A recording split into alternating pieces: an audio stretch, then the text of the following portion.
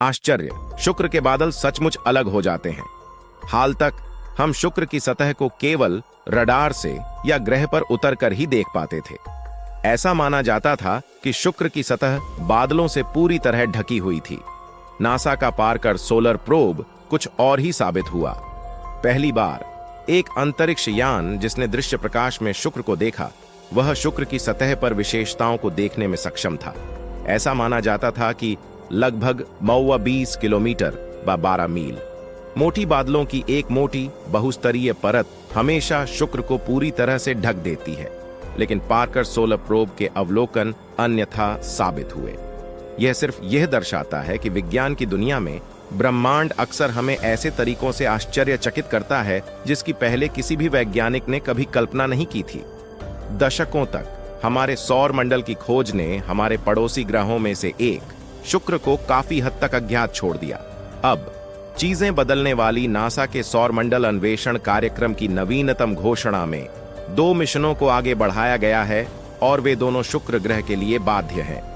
दोनों महत्वाकांक्षी मिशन 2028 और 2030 के बीच लॉन्च होंगे।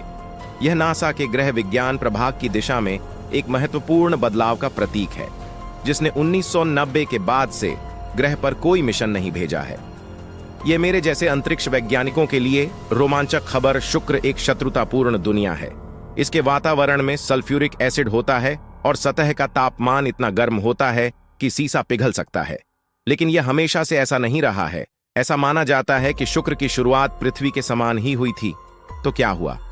पृथ्वी के दृष्टिकोण से कोई भी ग्रह शुक्र से अधिक निकट या अधिक चमकीला नहीं दिखता है उन सभी स्थानों में से जहां आप कल्पना कर सकते हैं कि इस विशाल विशाल ब्रह्मांड में जीवन छिपा हो सकता है। शुक्र उन अंतिम स्थानों में से एक हो सकता है जिनके बारे में आपने कभी सोचा होगा।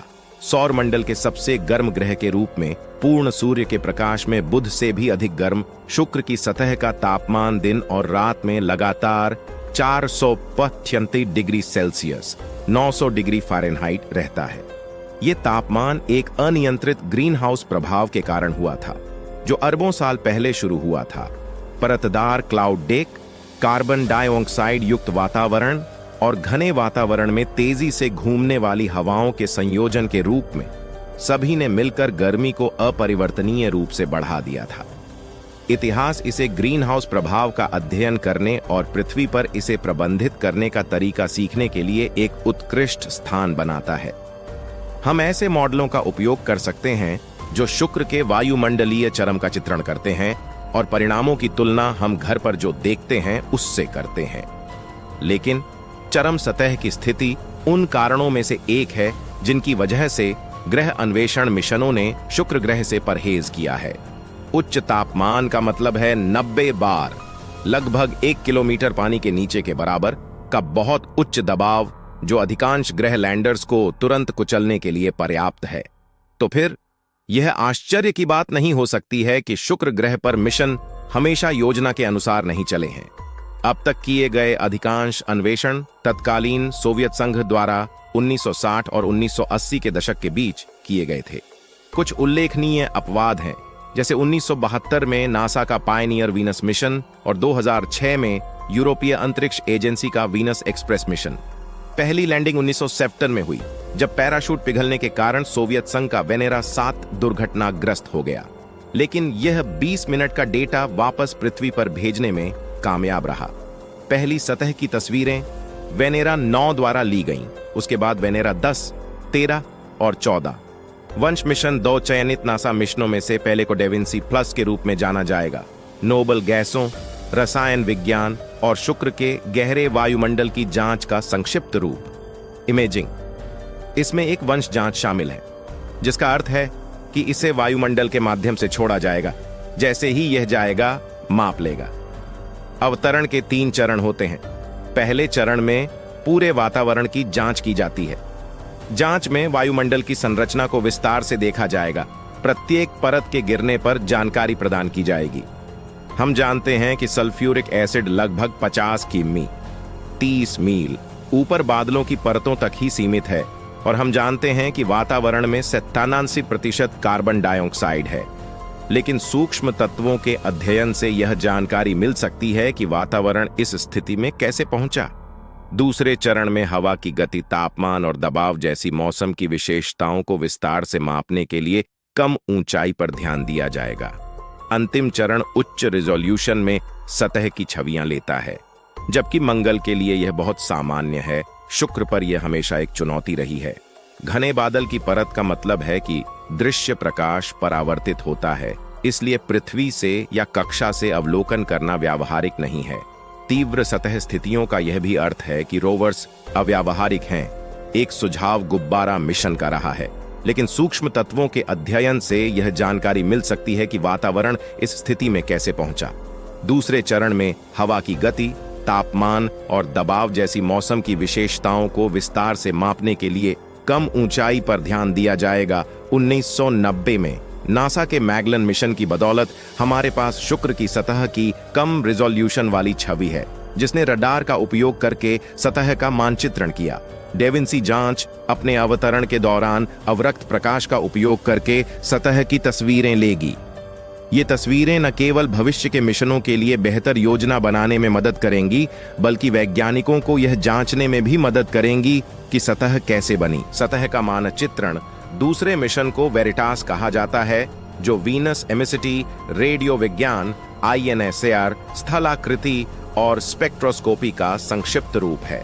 यह एक अधिक मानक ग्रहीय मिशन होगा।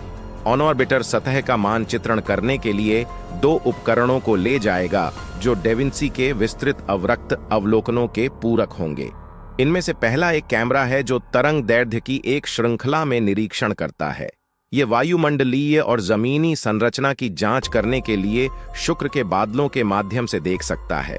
यह कार्य बहुत कठिन है, क्योंकि सतह के तापमान के कारण परावर्तित प्रकाश की तरंग दैर्ध्य की सीमा बहुत व्यापक हो जाती है। वेरिटास एक्सोप्लैनेट के वायुमंडल का अध्ययन करने के लिए अक्सर उपयोग की जाने वाली तकनीकों का उपयोग करके इसकी भरपाई करेगा। तरंग दैर्ध्य कैमरा जल वाष्प के संकेतों को भी देखेगा। वीनस एक्सप्रेस मिशन ने दिखाया कि शुक्र के वायुमंडल से निकलने वाले मुख्य तत्व हाइड्रोजन और ऑक्सीजन हैं। इसलिए यदि कोई पानी है तो वह कम मात्रा में या सतह के नीचे गहराई में होगा। दूसरा उपकरण एक रडार है, और यह पृथ्वी अवलोकन उपग्रहों पर बड़े पैमाने पर उपयोग की जाने वाली तकनीक का उपयोग करता है। एक बहुत बड़ा सक्रिय रेडियो रिसीवर उच्च रिजोल्यूशन छवियों के लिए महत्वपूर्ण अंतरिक्ष यान के सामने विभिन्न कोणों पर इंगित रेडियो दालों का उपयोग करके अनुकरण किया जाता है। उच्च रिजोल्यूशन वाली रडार छवियां शुक्र की सतह के विकास की जांच करने के लिए एक अधिक विस्तृत मानचित्र बनाएंगी। साथ ही यह भी निर्धारित करेंगी कि क्या कोई टेक्टोनिक या ज्वालामुखीय गतिविधि है। ये मिशन इस सिद्धांत में साक्ष्य भी जोड़ सकते हैं कि 500 मिलियन वर्ष पहले शुक्र की सतह पूरी तरह से पिघल गई और सुधर गई। ये सतह पर उल्का पिंड के प्रभाव की कमी को समझाने के बारे में आया, लेकिन अभी तक ज्वालामुखीय लावा परत का कोई सबूत नहीं मिला है जो इस तरह के पुनरुत्थान के परिणाम स्वरूप होगा। 2020 में एक चौंकाने वाली घोषणा की गई। शुक्र के क्लाउड डेक ने फॉस्फीन के सबूत दिखाए, जो पृथ्वी पर जीवन प्रक्रियाओं के उप उत्पाद के रूप में बनने वाला एक अणु है। हालांकि इसकी उपस्थिति पर जोरदार विवाद हुआ था, लेकिन मूल टीम ने नए डेटा से प्रेरित होकर शुक्र के क्लाउड डेक में फॉस्फीन की प्रचुर मात्रा में होने का एक व्यापक मामला प्रस्तुत किया है। इसका क्या मतलब है, और आज हम सभी को अपने निकटतम ग्रहीय पड़ोसी के बारे में क्या प्रश्न पूछना चाहिए? शुक्र कई मायनों में पृथ्वी जैसा सबसे अधिक ग्रह है जिसके बारे में हम जानते हैं। 5000 से अधिक एक्सोप्लैनेट्स के बारे में हमारे वर्तमान ज्ञान के बावजूद शुक्र पृथ्वी के आकार के एकमात्र ग्रहों में से एक है जो इतनी दूरी पर सूर्य जैसे तारे की परिक्रमा करता है, जहां इसकी सतह पर तरल पानी सही वायुमंडलीय स्थितियों के साथ संभव होगा। हालांकि आज शुक्र ग्रह पर सही वायुमंडलीय परिस्थितियां नहीं हैं और उस पर पृथ्वी के वायुमंडलीय दबाव का लगभग 90 गुना है। यह तब संभव है जब सौर मंडल बहुत छोटा था, इसका वातावरण बहुत पतला था। इसके अलावा चूंकि युवा सूर्य ठंडा था, प्रारंभिक सौर मंडल में वास्तव में शुक्र पर एक समशीतोष्ण गीली सतह देखी जा सकती थी। जीवन के उद्भव के लिए एक संभावित स्थान, जैसा कि पृथ्वी पर हुआ था। शुक्र की सतह की शत्रुतापूर्ण प्रकृति के बावजूद इसकी विभिन्न बादल परतें अपनी मजबूत अम्लता के बावजूद रहने योग्य स्थिति को बरकरार रखती हैं। पृथ्वी जैसे तापमान, पृथ्वी की सतह के समान वायुमंडलीय दबाव और तेज हवाओं और रासायनिक ऊर्जा प्रवणताओं के साथ यह संभव है कि जीवित जीव शुक्र के क्लाउड डेक के भीतर समृद्ध हो सकते हैं। चाहे जीवन एक बार शुक्र पर सफल हो गया हो और भगोड़े ग्रीनहाउस प्रभाव होने पर क्लाउड डेक में शरण ली हो, या क्या किसी प्रभाव ने पृथ्वी पर उत्पन्न होने वाले जीवों को शुक्र के बादलों में लाया, जहां वे जीवित रहे और अनुकूलित हुए। यह संभावित जीवन के लिए एक आकर्षक संभावित स्थान बना हुआ है। फॉस्फीन एक अणु है जो विशेष तरंग दैर्ध्य पर प्रकाश को अवशोषित करने में उत्कृष्ट होगा। अमोनिया NH3 के समान रासायनिक संरचना के साथ बनाया गया नाइट्रोजन के लिए प्रतिस्थापित फास्फोरस को छोड़कर फॉस्फीन PH3 एक असम्मित अणु है जो घूर्णी और कंपन दोनों स्थितियों को प्रदर्शित करता है। यदि आपके पास फॉस्फीन जैसा कोई अणु है तो वह है ऊर्जावान वातावरण में उपस्थित, प्रकाश उत्सर्जक पृष्ठभूमि के विरुद्ध छायांकित और इतना प्रचुर है कि पृष्ठभूमि के ऊपर इसकी उपस्थिति का पता लगाया जा सकता है। तब अवशोषण स्पेक्ट्रोस्कोपी के पास इसे प्रकट करने का मौका होता है। लगभग 1.8 मिलीमीटर की तरंग दैर्ध्य पर फॉस्फीन बिल्कुल ऐसा संक्रमण प्रदर्शित करता है, पहली उत्तेजित अवस्था से नीचे की जमीनी अवस्था तक। यदि ऐसे बादल हैं जो सातत्य में विकिरण उत्सर्जित करते हैं, तो वहां मौजूद फॉस्फीन उस सटीक तरंग दैर्ध्य पर उस विकिरण के एक अंश को अवशोषित करेगा। क्लाउड डेक में फॉस्फीन की गहराई और इसकी समग्र प्रचुरता पर निर्भर करते हुए अवशोषण सुविधा की ताकत आपको बताती है कि फॉस्फीन कैसे वितरित की जाती है, साथ ही इसमें कितनी मात्रा है। यदि फॉस्फीन मौजूद है तो हमें पूछना होगा कि यह कहां से आती है। फॉस्फोरस तत्व को कहीं से आना पड़ता है और इसे चट्टानी ग्रह के वायुमंडल में ढूंढना थोड़ा चुनौती भरा होता है, क्योंकि अन्य सभी चीजें समान होने पर यह एक भारी अणु है और इसे बनाना काफी कठिन है। वास्तव में हम पृथ्वी पर इसे बनाने के केवल 3 अच्छे तरीकों के बारे में जानते हैं। इसे औद्योगिक गतिविधि से बनाया जा सकता है, जहां कुछ रसायनों को कसकर नियंत्रित परिस्थितियों में एक दूसरे की उपस्थिति में संयोजित किया जाता है।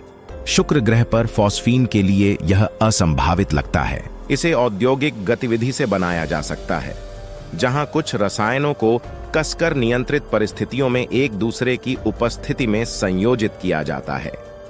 शुक्र ग्रह पर फॉस्फीन के लिए यह असंभावित लगता है। इसे ज्वालामुखीय प्लमों में बनाया जा सकता है, जहां जमीन के नीचे से फॉस्फोरस को वायुमंडल में ऊंचा फेंक दिया जाता है। हम जानते हैं कि शुक्र ज्वालामुखीय रूप से सक्रिय है, लेकिन हमें केवल एक सक्रिय ज्वालामुखीय प्रवाह का प्रमाण मिला है और हमने कभी भी शुक्र के बादलों या शुक्र की सतह पर समग्र फॉस्फोरस बहुतायत के लिए सकारात्मक पहचान नहीं मापी है।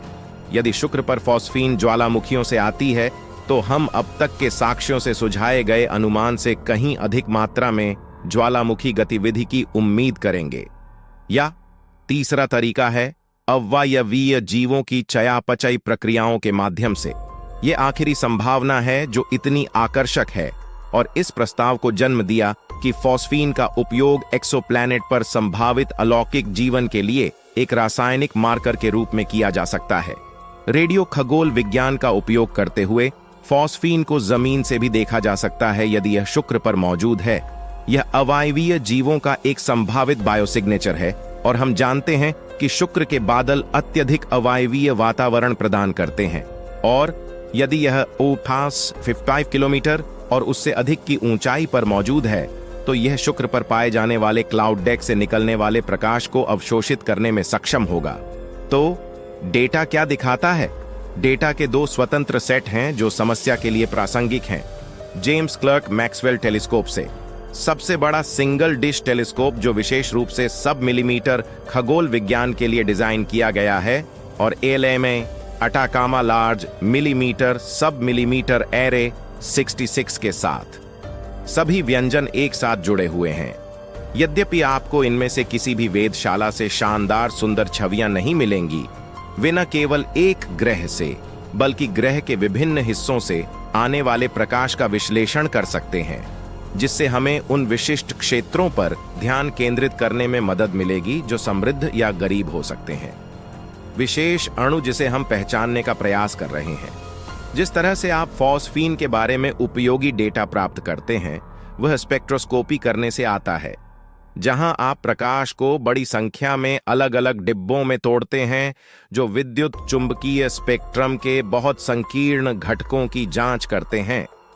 प्रत्येक व्यक्तिगत बिन में आपको प्राप्त सिग्नल की मात्रा का एक औसत मूल्य होगा। वह औसत मान सातत्य के नाम से जाना जाता है। प्रत्येक व्यक्तिगत बिन में उतना सटीक औसत मूल्य होना जरूरी नहीं है, क्योंकि हम अलग अलग फोटोनों को इकट्ठा करके और उन्हें ऊर्जा तरंग दैर्घ्य के आधार पर क्रमबद्ध करके स्पेक्ट्रोस्कोपी करते हैं। कुछ डिब्बे में फोटोन की संख्या औसत से अधिक या कम होगी। इसलिए यदि आप कहना चाहते हैं, मुझे एक ऐसी सुविधा मिली है जो भौतिक रूप से वास्तविक चीज से मेल खाती है, तो आपको इसे पर्याप्त आसन्न डिब्बे और सापेक्ष के दायरे में प्रदर्शित करना होगा। आसपास के सातत्य की ताकत के कारण आपके पास वास्तव में या तो अवशोषण या उत्सर्जन सुविधा है। तो जब शोधकर्ताओं ने इन दूरबीनों से प्राप्त आंकड़ों की विस्तार से जांच की, तो उन्हें क्या मिला? सबसे पहले डेटा के दोनों सेटों में गिरावट देखी गई है, जेम्स क्लर्क मैक्सवेल टेलीस्कोप से और ALMA से भी। डेटा के दोनों सेटों में गिरावट न केवल एक ही तरंग दैर्घ्य पर है, बल्कि यह फॉस्फीन के विशिष्ट संक्रमण से मेल खाती है, जिसे हम 1.1 मिलीमीटर पर देखने की उम्मीद करते हैं। आपकी यह चिंता उचित होगी कि यह डिप्स उपकरण में निहित एक नकली विशेषता हो सकती है, लेकिन दो अलग अलग उपकरणों में ऐसा नहीं होगा। भले ही खोज दल द्वारा उपयोग की जाने वाली बहुपद फिटिंग प्रक्रिया के बारे में कुछ प्रश्न थे, उन अवशोषण सुविधाओं के प्रमाण अभी भी बने रहते हैं जब कोई फिटिंग प्रक्रिया को छोड़ देता है और इसके बजाय एक सरल फूरियर विश्लेषण करता है जो दर्शाता है कि यह वास्तव में वहां है। और अन्य अणु जो संभावित रूप से फॉस्फीन से मिश्रित हो सकते हैं, जैसे भारी पानी या सल्फर डाइऑक्साइड, को इस संकेत के लिए संभावित दूषित स्रोत के रूप में खारिज किया जा सकता है। जेम्स क्लर्क मैक्सवेल टेलीस्कोप ने एक अवशोषण संकेत पाया जो फॉस्फीन की अपेक्षित तरंग दैर्घ्य से 1 पार्ट इन 1 लाख से मेल खाता है। एल्मा का मिलान 1 पार्ट इन 1 करोड़ से होता है। मोनोक्रोम में पार्कर सोलर प्रोब से वेब-विस्पीआर डेटा निर्दिष्ट रंग में दिखाए गए इंफ्रारेड ऑर्बिटर मैगलन द्वारा देखी गई सतह की विशेषताओं से स्पष्ट रूप से मेल खाता है। लंबी तरंग दैर्घ्य प्रकाश, जैसे कि अवरक्त प्रकाश, शुक्र के बादलों के माध्यम से सतह तक नीचे तक झांक सकता है। ये केवल इसलिए है क्योंकि बादल स्वयं इंफ्रारेड में विकिरण करते हैं कि फॉस्फीन दृष्टि रेखा के साथ अवशोषक के रूप में कार्य कर सकता है। लेकिन फॉस्फीन हर जगह समान रूप से मौजूद नहीं है। इंफ्रारेड खगोल विज्ञान ने फॉस्फीन का पता नहीं लगाया है, लेकिन इस पर सीमाएं निर्धारित की हैं।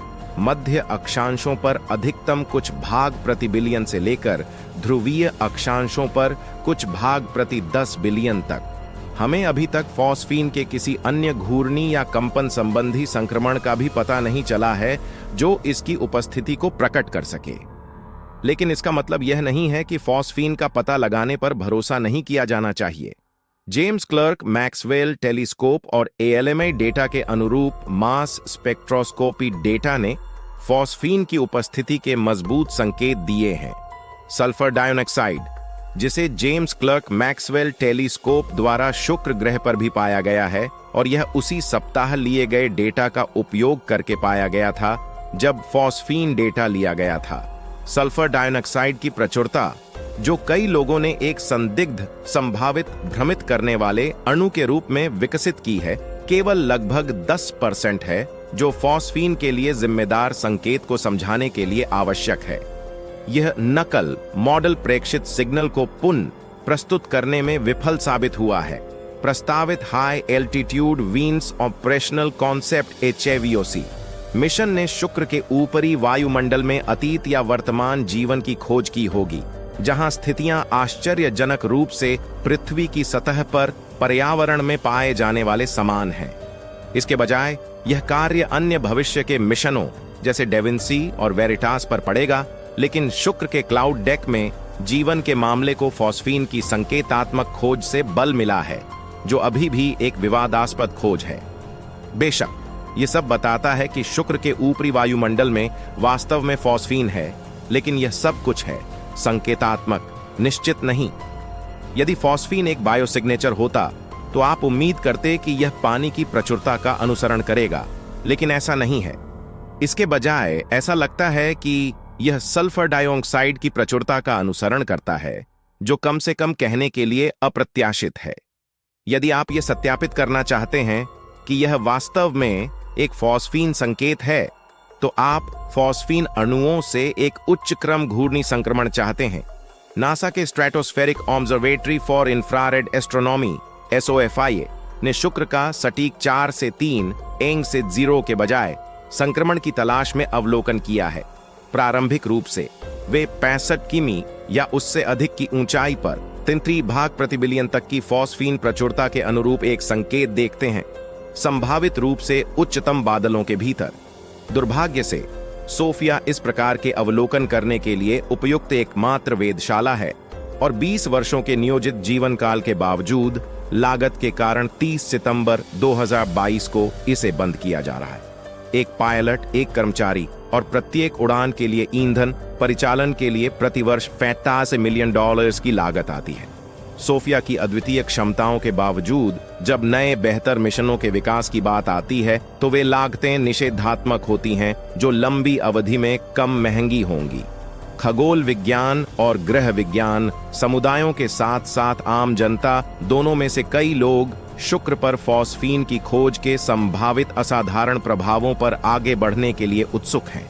यदि हम फॉस्फीन की उत्पत्ति के रूप में ज्वालामुखीय गतिविधि या फॉस्फोरस के अन्य भूवैज्ञानिक स्रोतों को खारिज कर सकते हैं, और यदि हम पुष्टि कर सकते हैं कि यह वास्तव में क्लाउड डेक में फॉस्फीन है जिसे हम देख रहे हैं, तो शायद वास्तव में किसी प्रकार का अस्तित्व है, अवायवीय चयापचय प्रक्रिया हो रही है।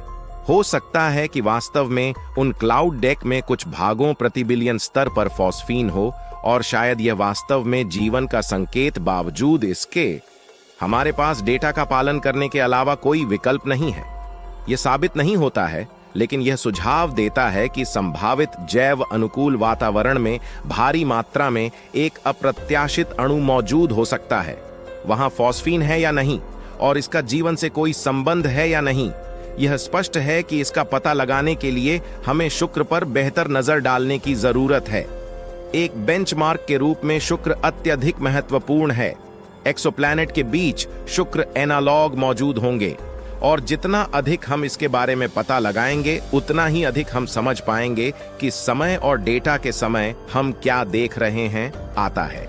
हेलो दोस्तों, अगर हमारी वीडियो पसंद आई हो तो कमेंट में जरूर बताएं, और हाँ, किसी भी टॉपिक पर वीडियो चाहिए तो जरूर कमेंट करें। दोस्तों, हमारी चैनल को सब्सक्राइब जरूर कर लें और ज्यादा से ज्यादा शेयर करें, ताकि आने वाली वीडियो का नोटिफिकेशन आपको सबसे पहले मिले। जय हिंद दोस्तों, फिर मिलते हैं दूसरी वीडियो में।